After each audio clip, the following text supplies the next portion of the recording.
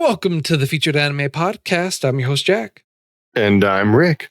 And today we are talking about a something that is very near and dear to Rick's heart. God, Soma. That's very near and dear for another reason entirely. But before all that, if you want to hear our wonderful conversation about Soma and about God Eater in general, the games, and just having a general great time about a discussion that we actually had on Discord, where Rick and I kind of delve a little deeper into that discussion that we had. Patreon.com/featured anime podcast. $1 a month will get you access to that bonus content. Or if you choose not to listen to the bonus content or anything like that, but you still want to support us, we do have affiliate links for you in the show notes. So feel free to go there and purchase anything using our affiliate links. It really does help us out. Or you can go to our own shop, shop.featuredanimepodcast.com.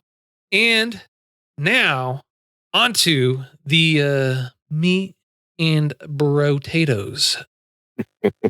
God Eater is 13 episodes long. It aired in July 2015 and it ran through March 2016. Producers for it are Bandai Visual Lantis and Anime Consortium Japan. The studio for it is ufotable, and it's based off of a game, and the genres for it are action, fantasy, sci-fi, and military. And because you're obsessed with ratings and things like that, this actually did get a R rating. No shit. Yeah. For that very thing that you just did. Oh, cursing? Yeah, profanity and violence. What profanity? I must be jaded because I don't remember that at all. It's not important. Anyway, but I did see all the blood, which I was a fan of. Right. Also, in case anyone's kind of wondering, we did find out about this a little bit beforehand too. There is a prologue that came out about 6 years beforehand. It was released by Bandai Namco as well. It's God Eater prologue, and it focuses on Lindo, Soma, and what's her name? Tsubaki, the sisters for Lindo. Okay.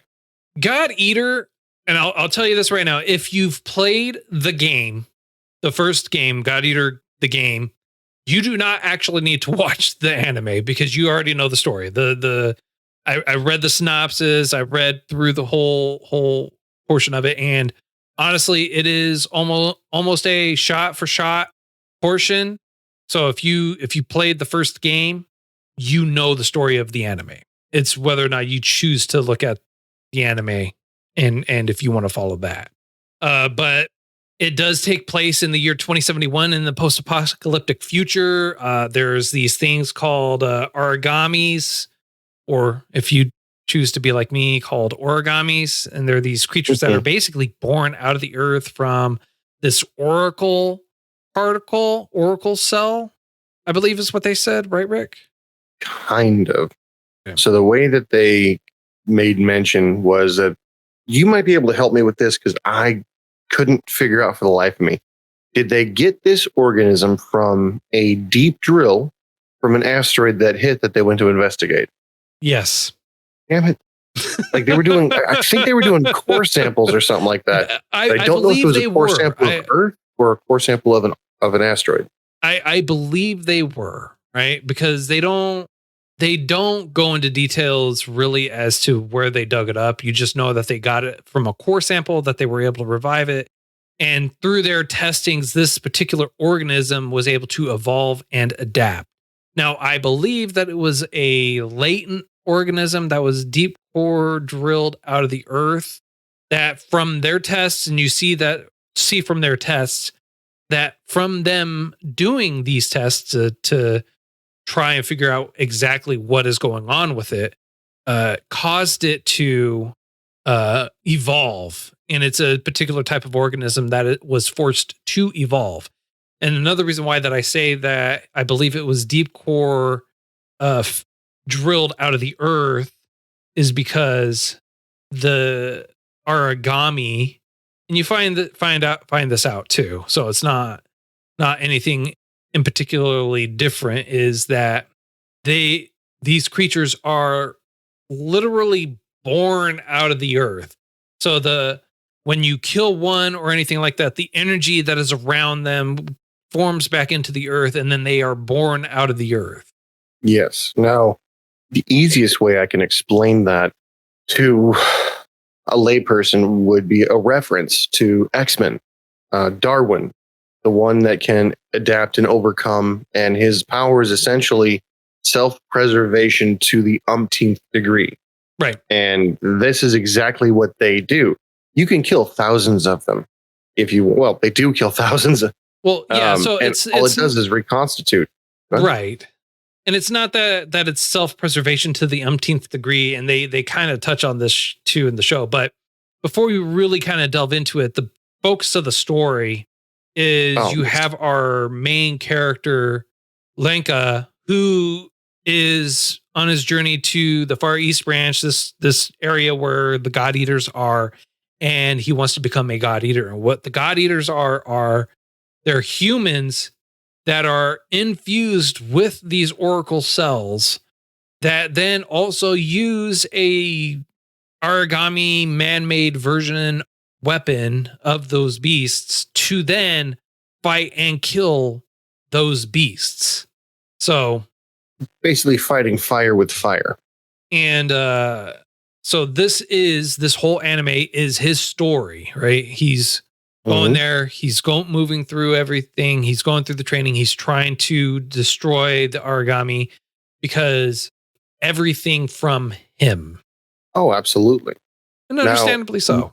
One of the things that I liked about this story was it was a perfect revenge story. The main character was very seldom logical. He wouldn't take the easy way. It wasn't that he focused on the hard way. It was he would go with the path of most resistance, which was very childish. And for the lack of a better word, he is kind of a child. He's 15 at most? Yeah. I feel like he was about 15, 16 or something like that. He was very emotional. His entire family, which he recently, at the beginning of the show, you find out he's adopted, and all his family die in gruesome fashions. Yeah. Specifically to get him to the East Branch, because not everybody is compatible with these oracle cells, but for some reason he is. But he was abandoned as a baby, and his parents were like, "We're not going to be like those monsters. We're going to do better. We're going to save this child potentially." So, I mean, I have a couple theories on that. Oh, yeah, sure. But I will delve into that. And not his whole family doesn't die horribly or horrifically. His adoptive mother, died from an illness. It's not that she was brutally murdered. And so and you don't honestly, and while this is like all his pre-story, you actually don't find out any of this information until like 3/4 through the actual anime. 3/4 through the anime, and you're like 2-3 episodes left. And you're like, all right, cool. Here's the background story. What's even worse, in my personal opinion, right? Because this came out in July, right? 2015. Okay. They did all 10. They did 10 episodes, right? Which was, I don't know, they probably went through September, aired last episode in September, let's just say, right? Okay. You had to wait 6 months to get the last 3 episodes. I noticed that. It was like 10 through 13 coming soon. I was like, that's kind of weird. Yeah. Next. I didn't realize that 3 episodes were. Yeah. 3 episodes for 6 months later. Right. And so what's even weirder, what's even more aggravating, I feel at that point, is they made you wait like 6 months. And then they give you the first episode of nothing but a background story. Like, what? Like, what? Yeah. I'm sorry. Well, they were trying to fit it in somewhere. I don't think it worked, but they were trying to fit it in somewhere. Yeah. And I mean, yeah, it worked. It gave us more information, but it was not necessary. it reminded me of, this is going to sound really, really bad. It reminded me of One Piece. Every character has to have a worse origin story than the one that they just told. At least as bad or worse. And by the end of it, they did such a decent job in explaining stuff like that I was like, I feel for him. It hurt. It sucks. I'm sorry. Now I'm rooting for him to win. I was already rooting for him to win. I already figured he would. But now, like, I'm emotionally attached. Well, here's the thing, right? And One Piece is hundreds and like over 1,000 thousands. episodes. Not thousands. Over 1,000. Really? I thought it was 3,000. Oh, it's been so long. It's not even the longest running anime. Really? Yeah, really. We've had a discussion on this. We've talked about We might have. We've referenced it. We have evidence of our discussion. We might have.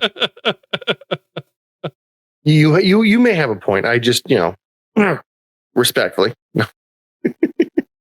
Respectfully, I forgot. Right. That's fine. But that's you can't compare that to this, right? So you're given 13 episodes and they give you 10 episodes and then or not 10, they give you 9 episodes or whatever. And then they give you the last couple of episodes. And one of those last couple of episodes is a background story that would have been better off episode 1. You think? Yes. Because on episode 1, it's like, oh, he's there. He's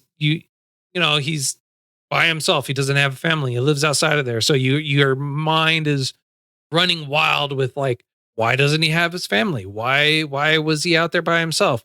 Did he have to go out there and just survive this whole time? Like hardcore jumping over people, like hooting and hollering, like slaying things. It's like, no. By the time you figure out like he should be pretty awesome. He's got great reflexes because they're like, oh, that's how people from the outside the wall are. They have great reflexes. They have great this and that, and blah, blah, blah. They really care about this and that, and blah, blah, blah, blah, blah. They have this whole thing, this whole, personality trait built into him. And then it's like, yeah, homeboy totally lived a pretty normal life despite the circumstances. Didn't have to really struggle for a nice portion of his life to the way that your mind's like going. And then it's like, yeah, and he had this really tragic event that happened literally months, if you could even say months beforehand.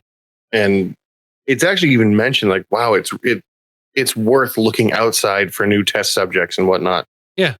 I don't think episode 1 would have worked within the first between 2 and 4. Absolutely. Yeah. But that's just because you need the first episode to hook people. And that, I hate to say it, that's not a good hook. No, but my point was like, you would have been better off at it being episode 1 or early in the series than where you were. It's like, I waited 6 months and you're giving me background now? Why? Well, it's for those that forgot. Oh, forgot what? They never explored it before. It took such a long hiatus. They're like, well, we need a refresher before we go into the final battle again. Oh, man. It was... it's for what this show is trying to do. I gotta say, they did a really damn good job as far as visuals go. They definitely blew their budget on the visuals. I can't really say, yeah, I think so. The storyline was horribly, horribly generic, and there really wasn't much uniqueness there. Like I didn't know it was a game before the anime, but so I was like, you want to say that again? You literally cut out. Oh, my bad. That's odd. No, I was saying that I didn't know it was a game prior to you telling me. And I was thinking to myself, this plays a lot like a game would. So it's very predictable, very generic.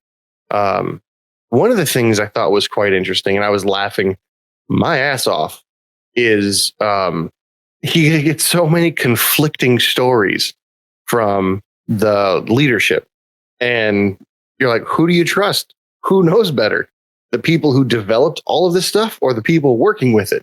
because for a while we thought that his God Eater was dead, straight up deceased. He screwed the pooch on it, and it wasn't because the machine was weak. It's because he was too strong. And I'm like, okay, I guess.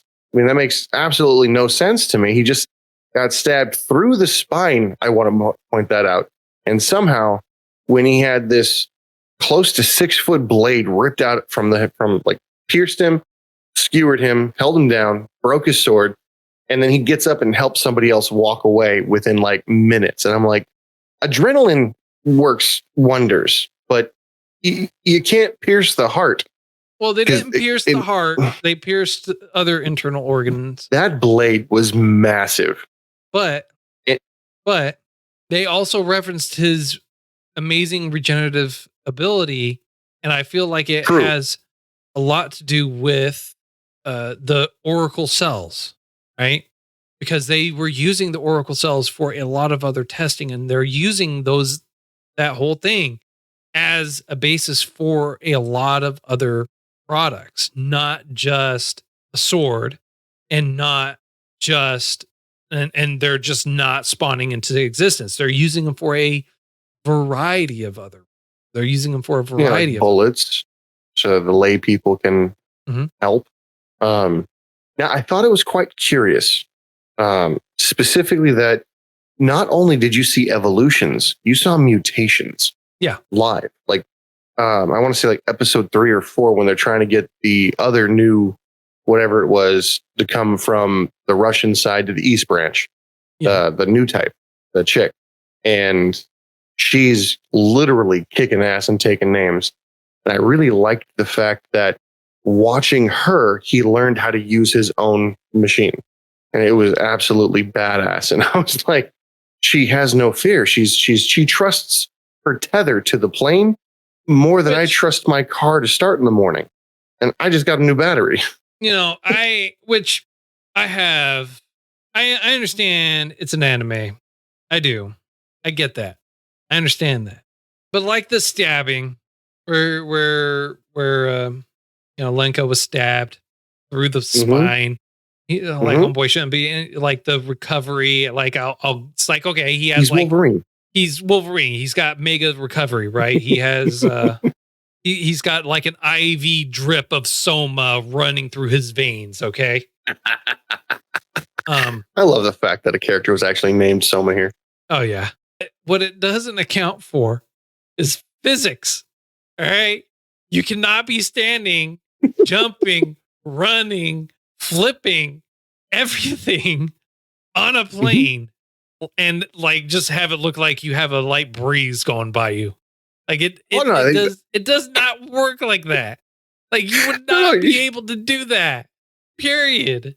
Do you remember when the mutation happened and the Russian chick jumped off of the plane to attack it, used her God Eater to bring her to things, sliced it in two, and then glided back down for some reason at the same pace as the plane going full speed? Yes. She didn't get lost in nothing like that. She was just like butterflying down to the cargo plane and then like floated on top of it like she was an airplane herself. Yeah. And then reattached. I'm like, okay.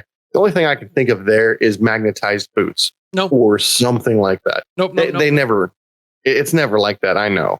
Oh, but what it is it's called plot physics, sir.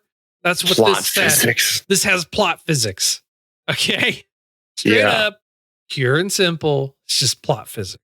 Like, oh, I need to run to the back of the plane and jump straight down into the hangar bay. Yes, that's totally going to work. That actually, I believe, could happen. And the only reason I think that is the drag. There's a video on YouTube where a truck has its back open.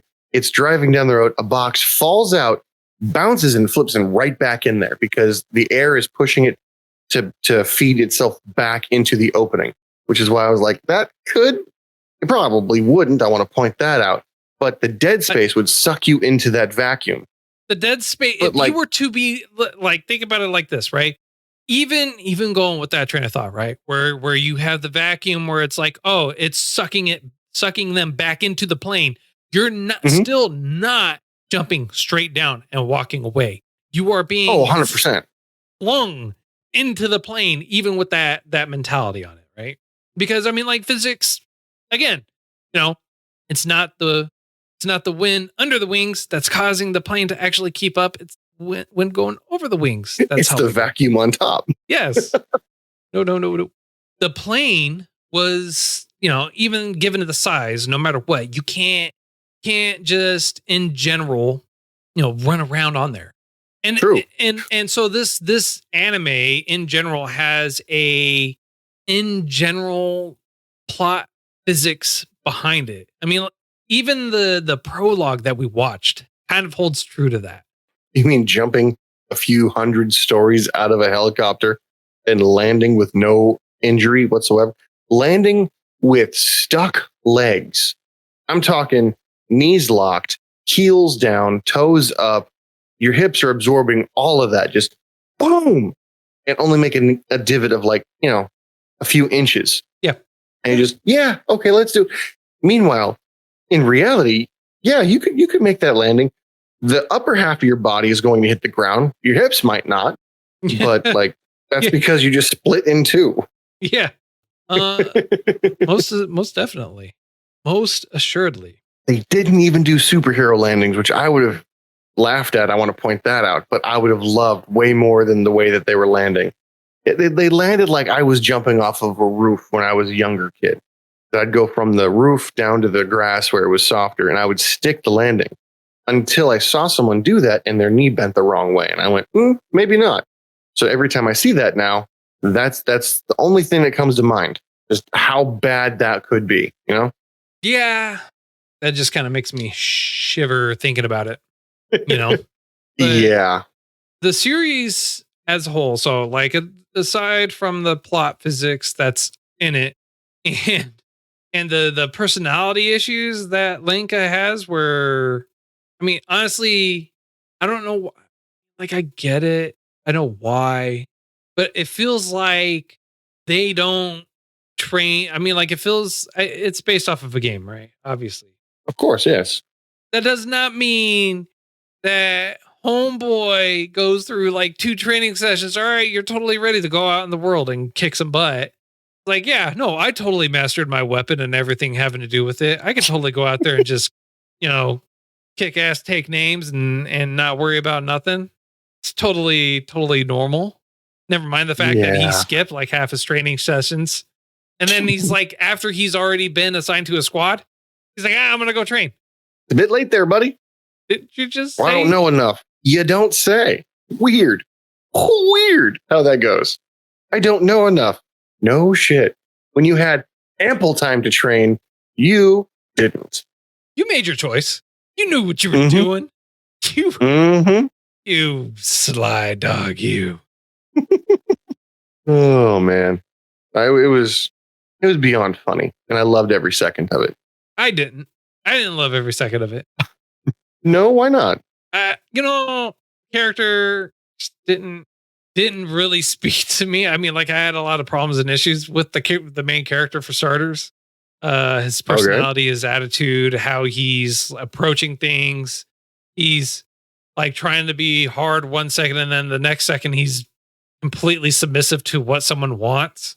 Yeah. I mean, like even as a teenager, you weren't like bullhead and then immediately turn around and was like, oh, I'm sorry. It's like, no, you're either one extreme or the other. At least in my personal, like you're one or the other. Can't be belligerent to the person to their face and then at the exact same time go, I'm sorry. Please don't hate me. But I love you. Are you sure? Yeah. It feels like you should. No. Oh, you know what? I keep forgetting there's one thing though, aside from the plot physics. Oracle cell, right? The magical cell that is the end all be all for everything having to do with it. I forgot. Oracle cell is the answer to all the other ones. So it's plot cells, plot physics, plot cells. Plot physics, plot cells. It's the triple PC. Triple PC, you see, I see. Yeah. Plot physics, plot cells, triple PC. Horrible way you go about that. It works. Tell me it doesn't work. What, did they evolve gecko feet to stick on the plane? Is that what happened? Hey. Can't take credit I realize for I what stole that CJ's idea. saying. I was going to say, I realize I stole that idea, but Can't take credit for what CJ's saying in our chat. CJ said they have gecko sticky feet in regards to why they're able to jump, hoop, and holler and backflip, somersault, run around, fly around with the plane, and still be okay. all I know is if it works, it works. And that worked. So I went with it. Yeah, but that doesn't make it still doesn't help. It really It doesn't make it any better. I can agree to that. Doesn't make it any worse. All right. So one of the things is, right, you have another main character. His name is Soma, which we had fun with in the pre-show for those interested. He is the first, the first god, arc, oracle, human cell hybrid fusion born. Okay. I think so, yeah. And you had asked me if his mother was still alive. If I think his mother is still alive. Yes. 100%. I am willing to bet money on it that she is. Why? End game territory, right? Like you have this giant thing that is being kind of watched over by the Far East branch, and they're getting all these cells, all these cores. And when she quote unquote died, you just saw this lump of mass there. And so when you see the jewel affixed on it or whatever it is, you just basically see a human head with a jewel affixed on it. And I'm willing to bet that they're feeding the cores to her, causing her to grow, evolve. See, here's what I thought with that. And it makes perfect sense what you just said. The way that I assumed everything was going and the way that it made sense to me was the simple fact that the mom, in the process of giving birth to the kid, to Soma, Soma doesn't get the degeneration. He's become an organism similar to the things, in my opinion. Well, they show him having to go through the maintenance that the others have to go through as well. I only ever saw him going through the maintenance, so I didn't think the others had to go through similar stuff. Basically, it was, what's that procedure you got to like in one vein out the other? Dialysis. I thought that was kind of like a dialysis thing where they had to like clean out the buildup, and I thought it was only capable from him because I didn't see anybody else doing it. Well, they showed him doing it because they referenced or wanted to cite Lenka specifically for it, or when they were talking to Lenka specifically for it, they said the reason why you can never leave is because you have to go through this maintenance for the rest of your life. Okay. So it's not that once they join, they're like, if they're done, they're done. They could walk away. It's like, no, because they had those cells infused into them, the oracle cells, so that way they could use it. They are, in fact, permanently a part of that location, and they have to go through the main. And it's just, it hasn't been long enough for anyone to see long-term effects or anything like that for them being old age. They're just gonna maybe I'll just read the plot for God Eater 3 and we'll get some answers for the game. My thought process on this whole thing was something close to, I know I've already said that, but it's a different thought. But they can retire and their origin cell can be sealed at the moment of retiring, which will extend their life. They won't take any more damage. If they continue using their God Eater to fight, every time they use it, while it does grant them a boost, from what I understand, it also is in trade. Like you're going to die way sooner, but you're going to get way stronger. And depending on how you use the compatibility between you and your God Eater and everything like that, it dictates what you can do. And I thought it was very interesting that everyone except our main guy, granted, I'll give you that it was an experience. Everyone was able to take the same weapon almost that he was using and like one-shot things, hit things with a sword and blood everywhere.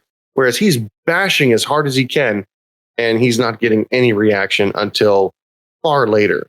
Well, I think it has to do more so with the experience and strength and technique that they're doing it with too. So I don't Okay. because they specifically state if you're gonna do it for one shot. In other words, his heart's not in it to try and kill him with one shot. Okay. So he wasn't going for a kill shot because he didn't believe he could get the kill shot. Is that close? Yeah, that's my personal viewpoint on it. I mean, that makes sense. Soma's over there whooping ass and taking names because he's able to just go nuts, and it's awesome when he does. Well, I mean, like the dude can straight up use the fucking Kamehameha with his sword. I was going to say that. Okay, he's Kamehameha, hitting a sword with his sword over there, just obliterating stuff, and everyone else has to use guns or a sword. He's like, I don't have to be a new type.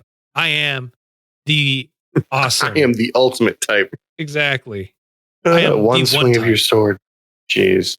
No, what's actually quite funny for me is swinging a sword, theoretically, is if you swing your sword fast enough, you'll cut the air at such a speed at the tip that you'll actually send out a small shockwave that, in theory, could damage someone without touching them.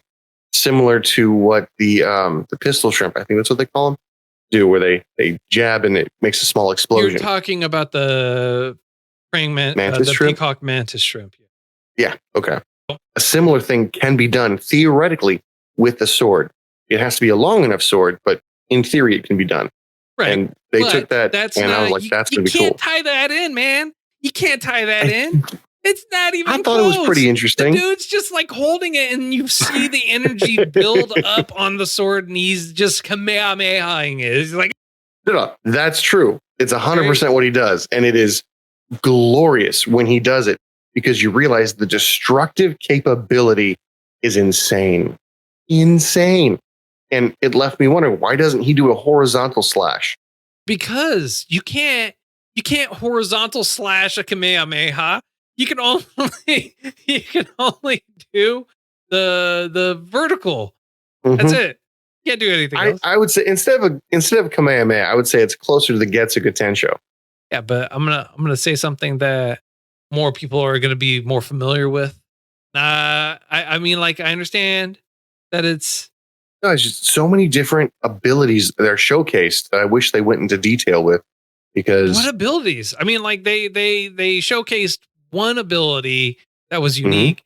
Everyone else fired special bullets. That's it. Swung a sword.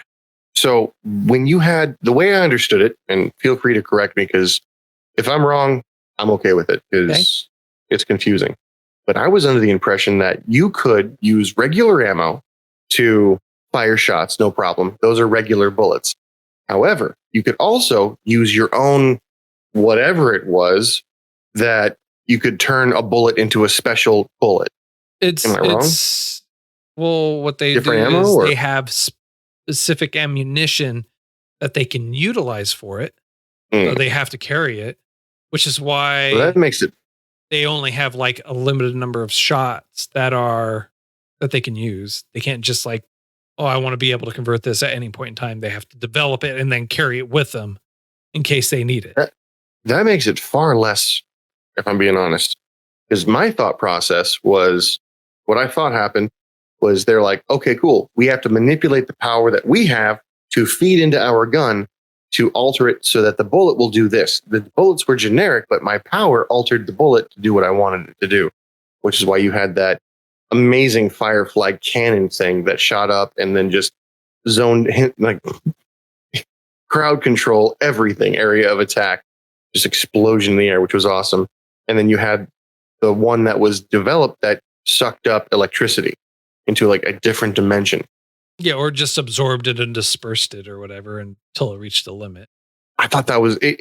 In my mind, it was way cooler when they were like, oh, I've got to hone my ability to change the composition, or not the composition, change the ability that the bullet produces. And I thought that was cool. But now you're just telling me that all they did was alter the actual ammo. Not as nearly as impressive. But yeah, the only real abilities we have are Soma's Getsuga Tensho or Gatling or Kamehameha. And that was really the only ability, wasn't it? Yeah. Well, that sucks. The other ability was the sword that turned into a chainsaw.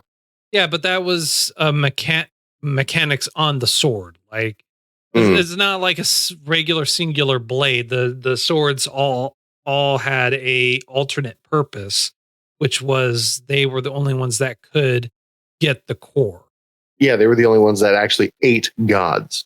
Still, kind of cool the way that they did everything, and that when they turned it into lore, where if somebody not you touched your sword or gun, it went berserk and ate you. That was interesting. Well, it's and I thought that was one of the dumbest ways to test it. Oh, go ahead. No, the reason why that is because it's keyed and tuned in to you specifically. So it would think that you're a hostile enemy if you were. I mean, that makes sense. Like if I drop my shit a mile back, I'm like, hey, would you mind? You're on the way. Would you mind grabbing my sword? No, because it'll kill you. I have to go get it myself. Yeah. Well, and that's the thing, right? They have to go and backtrack, and she has to, Elisa, because she ends up losing her sword. She has to be the one to grab it. And when they're fighting, he doesn't grab it. The Russian new type. Yeah. And what I thought was weird is she asked, did you grab my sword? He goes, no, I didn't see it. And then she touches his, which was a dumb thing to do to try to test it. Will it kill me or not? Let's find out. Right. So they did have conflicting information there. Shocking. Weird. Yeah, no, and then the way that they were able to like make their own weapon go berserk in a certain way, which boosted every available. I don't know why they didn't do that more. Because they didn't find out until Lanka did it. And but since then. Yeah, well, that's the only time that they could realistically put it into practice, because they hadn't done it or anything beyond that after they got back. Like they got back and then it's like, hey, you guys are on leave and we have to prepare for this mission. They didn't really have a lot of downtime. It seems like that because it's a really compressed timeline. Like I feel like a lot more time went by than what they're actually giving credit for, because like they come back, they finally make it back. The doctor has, talks to Alicia. Her doctor talks to her and hypnotizes her. And then, you assume that time goes by because the villagers say, yeah, a few nights ago, it sounded like something dropped in the water. Oh, so there was time skips we were not aware of. That makes sense. Yeah, there was whole periods of time, whereas you're just kind of, I don't know, maybe they did train, maybe they didn't train. Maybe we skipped an entire year of his life of training and being useless, and we just don't know it yet. I mean, like, possibilities are endless. As the viewer, I would feel cheated if that was the fact. I mean, only because he went to one training session. Come on, he went to one training session, and then he immediately gets signed to a unit. Well, it's because he displayed valiant effort to save everyone. I mean, even when he was told specifically not to. Kato, guy with him, also gets assigned to the unit too, and it's been like 2 or 3, like maybe 3 training sessions. Shorthanded people. Yeah, it's just no better training than field training. That's what I always say. Right. Well, I never say that. Actually, that's stick with really the plot horrible. Physics and plot cells. Right. They make you smarter too somehow, but still dumb decisions abound. Oh yeah. That reminds me, the reason why we got that flashback is because his God gear was trying to get fixed. And I want to say all those memories came through during that machine process. Yeah, because it was supposed to be more painful for him. So he was just having flashbacks. Yeah, but it's a background story that would have been better when he was first getting it put on, or while he was brooding in a cell, being useless, crying. Very fair. Or not crying, but you know what I'm saying. Yeah. Well, I got a question, and CJ is actually the reason why I'm going to ask this question. Did his gear give him random power-ups that he just didn't use ever? Probably. Because CJ asks what we thought about the slow motion scene with the music and him running towards the wall to try to save everybody. And it was like, I got to go faster. I got to go faster. I got to go. Like, faster. And then his boot destroys the ground and he goes faster. And then he's like, reach, reach, reach. And all of a sudden it turns into a gun and blows something away. Yeah, at a separate point. But if his gear is able to manipulate him to that extent, sorry, I don't mean to interrupt. You're good. But if his gear is able to maintain like peak performance, beyond peak performance, you'd figure that's something you'd want to learn, right? Triple PC. Triple PC. Plot, physics, plot, cells. I'll be like, bro, there ain't nothing that he can't do without, all right, that assist. All right. He's got the triple PC. He's got, not only does he have main character energy, he's got plot physics working with him. He's got plot cells working for him. I mean, like, the dude just can't go wrong. He can't die. He can't die. He can't fail. All right. The dude is Soma reincarnated. All right. I mean, to be fair, he turned into Super Saiyan at the end. He did. When that happened, I was calling so much bullshit. Oh, goddamn, what bullshit. Look. Oh, God. I was like, this is not. No, you can't. No. Yes. No, I'm done. No. Oh, we're only 15 minutes from the actual end of the show. All right. I suppose I can suffer through the rest. This vile bastardization of a power up. Look. At least it's regressing, sir, because of his main character energy, plot physics. Like, it wasn't supposed to do that. Oh, God. It was not supposed to do that. Look, sir, what they did was they took that special blade at the end, okay, Mm-hmm.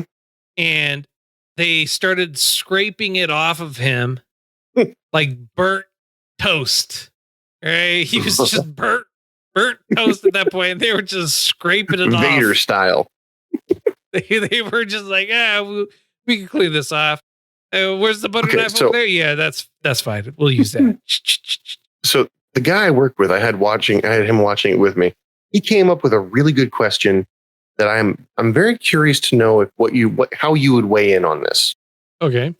If they get now, based on the dude who smokes, who was the ultimate amazing leader who couldn't be beat and somehow died, but not really. When he was using his God arc, he was using it with either hand, hitting them, switching hands, hitting them, killing things with both hands. There seemed to be no difference in ability on how he was able to control it. To my knowledge, Lanka was only ever able to use it when his dominant hand was holding the arc. He couldn't really do anything when his other hand was. I could be mistaken. I probably am. But my question is, are we what talking happens about him being useless and not being able to destroy anything regardless? I mean, like, he was holding it with both hands. It's not like he was just using one hand. He was using both hands. Exactly. And still use it useless. Was useless. So yeah, it has to do with the experience, the technique, and him having his heart into it, right? Putting his heart into it, being able to actually follow through. Because the dude, even using two, couldn't do squat. True. Now, here's my question. If they have that cufflink cut off their arm, are they still able to use their God arc? They lose the arm that has that on it. Yeah. They wouldn't be able to. Can they still use it? No. Because the bracelet, and they even specifically state this, bracelet helps allow them to stay in sync with the actual God arc. If they don't have that bracelet, they can't use the God arc. Gotcha. Unless you got main character energy, plot physics. Yeah. No, you want to know what plot physics are? How the hell do they get dressed with those tight cuffs over that big clunker of a bracelet? Main character without energy, shredding the shirt. Plot physics. Plot cells. All right. I mean, like, they got everything else right for it, right? So they're crawling on the ground. Their hand levitates while the cuffling hits the ground, and they're crawling around, right? They get that. Dressing for, I mean, like, at least when it comes to the women, you don't really have to worry about that because most of their clothes are very scantily clad, just loose pieces of tissue paper. Well, you got to make it watchable. Guys that are having the problem, right? Oh, geez, that's awesome. I mean, I could probably stay here and shit on this decent, I would say, anime the next 4 or 5 hours. But as far as being productive, I really don't have too much more. What about you? Yeah, I don't have anything else I could really add to it, sir. So, in the spirit of tradition, as it would dictate, on a scale of up to 10, sir, how would you rate this? I'm going to have to be a little bit biased because the way I watched it had no breaks, had no annoying time gaps for me. So I was able to watch it all at once. I'm going to give it like a 7. I'd say 7.5, but we don't do halves here. We don't do quarter measures. No, we don't. I'm giving it a solid 7. And the reason I'm giving it a 7, the story, it was decent, but it was very cookie cutterish. Obviously, it makes more sense now that I know it was a game first. That said, the animation, flawless. Like, it was unbelievable. Could not ask for better in any fashion. The gore was on point. The beasts were exactly that. They were absolutely savage. They were based off of, I want to survive. And what do you do to survive? You eat. So they were killing off what they considered to be a virus. I kind of thought the Agami was kind of like, if it came from Earth, I think it was Gaia or potentially Gaia powered, Earth powered, to reset, just like they were saying. And then once it kills everything off, it'll go dormant again and then delve deep back in the earth and be gone until we start destroying shit again. So interesting, but not practical, I guess. But again, the animation, flawless. The combat style, I couldn't ask for better. But the story kind of sucked. Like it didn't really make much sense, you know? Yeah, no, I get it. And I get it. For those reasons, I gotta say, like they underutilized at least one character. The ending was a little open, a lot open. It was very open. And I feel like it left more questions than answers, you know? Obviously. So, and now the great one. What do you, what is your takeaway? Well, since I don't have main character energy, nor do I have triple PC, I'll just settle for average. But for me, I gotta go with a 5. Really? I would not watch it again. This is the second time I've seen it. I also remember starting this, made it 2 episodes in, and I was like, this is dumb. And I stopped watching it. So gotta give it the rule of 3, I've seen bro. the first 2 episodes twice. And it's You gotta give it the rule of 3. Yeah. I remember why I stopped watching this. This is dumb. Animation for the people was all right. The animation for the monsters, not really. This you didn't find them horrifying? Horrifying, but not in the way that the monsters are horrifying. I just thought the animation sucked. You were entitled to an incorrect opinion. Just like you're entitled to an incorrect opinion. I was wondering if you got that. But that's neither here nor there. Story was subpar. Didn't really care for the music. In fact, there were some points where the music actually drowned out the speaking. And so it was only because of the subtitles that I was actually even able to tell what they were saying. Otherwise, I would not have been able to understand what they were saying at all. I would have missed it. Not that they said anything particularly important. Other than me never wanting to watch this again, the story being really kind of cookie cutter subpar, how they decided to go with the ending, just like I get why they left it open like that, why they went with the ending that they did. More so, I feel like to have you play the other games, and I feel like if you played all like 5, 6, 7, or whatever games, that you may get more story out of it. This honestly does not make me want to play the game. This doesn't even make me want to read the source, the other material that's out there. Like there's light novels and comics for it too, if I'm not mistaken. For those reasons, I gotta go with the 5. You sound like a shark, and for those reasons, I'm out. I'm out. So next week's choice. Mm-hmm. It's a recommendation by Angel, our friend in Chile, and they recommend the movie When the Wind Rises. When the Wind Rises. Okay. That's all the time that we have for today. If you feel like we got something right, something wrong, did it too much justice, not enough justice, just in general, plain just we're dumb and got everything wrong, and you have wonderful explanations for everything that we did or didn't get or anything like that, or if you want to give us a recommendation or anything like that, you can go to our website, featuredanimepodcast.com. We have links to everything and anything on there, including our shop, Patreon to get some of our pre and post show content that we usually do, and bonus episodes as well. Patreon.com/featured anime podcast. Or if you want to buy some of the merch or anything like that, shop.featuredanimepodcast.com. And we do have affiliate links for you in the show notes as well, where you can go and buy some anime swag that's out there. You use that affiliate link, takes you to Right Stuff Anime. We do get a little bit of a kickback if you do buy anything on there, and it is very much appreciated if you did. And until next time, I'm Jack. I'm Rick, and we'll see you next time.